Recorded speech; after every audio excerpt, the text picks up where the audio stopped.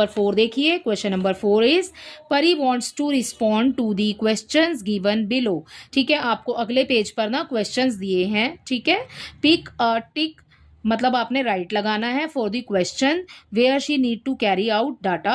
सो आपको उसके ऊपर टिक लगाना है जहां पर आपको जहां पर परी को डाटा की जरूरत होगी, डाटा कलेक्शन। एंड अब आते हैं अपने नेक्स्ट पेज पर क्वेश्चन के लिए। ठीक है, सो क्वेश्चन नेक्स्ट पेज पर है आपका।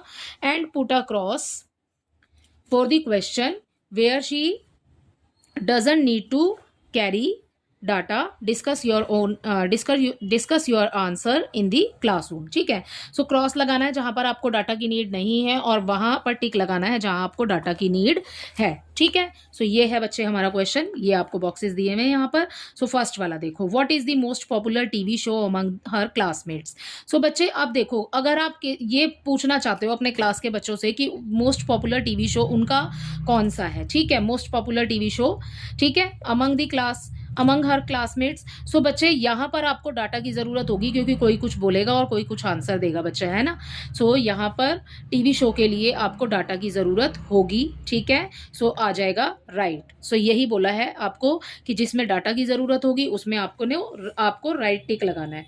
राइट, सो आगे देखो, अगले पे आ जाते हैं हम नेक्स्ट वाले पर। नेक्स्ट है हमारा when did India get independence. अब इसका तो एक ही पर्टिकुलर आंसर है कि इंडिया को इंडिपेंडेंस कब मिली। ठीक है, सो इस पर आ जाएगा आपका क्रॉस। इसके लिए आपको कोई डाटा की जरूरत नहीं है।